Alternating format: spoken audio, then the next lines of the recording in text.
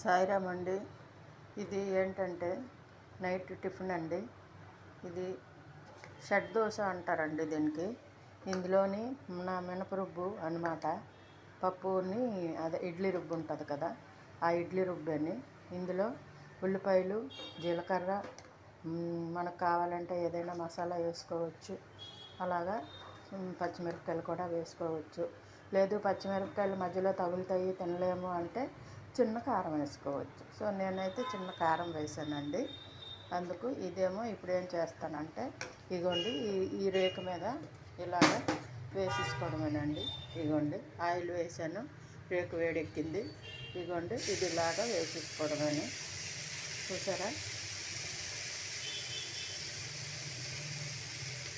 ఇది వేస్తే మీరు చిన్న చిన్న వేసుకోవచ్చు. లేదు అంటే ఇలాగ ఏకంగా ఒకటే మనం మినపరొట్టె టైపులో కూడా మనం వేసేసుకోవచ్చు అన్నమాట. ఇది సిమ్లో పెట్టేయాలండి. ఇప్పుడు వేడి మీద వేసేసాం కదా, ఇప్పుడు సిమ్లో పెట్టేయాలి. సిమ్లో పెట్టి దీనికి ఏం చేస్తామంటే మూత పెట్టుకోవాలన్నమాట. మూత పెట్టుకుంటే ఇది మనకి ఉడుకుతుంది. ఇదిగోండి ఇలా సిమ్లో పెట్టేసి మూత పెడితే అదనమాట ఉడుకుతుంది. సిమ్లో పెట్టి ఒక పక్క వేగిన తర్వాత మళ్ళీ మనం అది తిరగవేసుకోవాలండి. తిరగవేసుకొని మళ్ళీ అలాగే సిమ్లోనే వేపుకోవాలి. వేపుకుంటే అది చాలా బాగుంటుంది. మీరు కూడా అలా చేసుకొని టేస్ట్ చేయండి.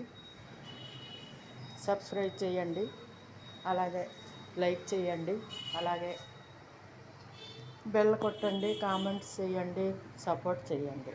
సాయిరామ్.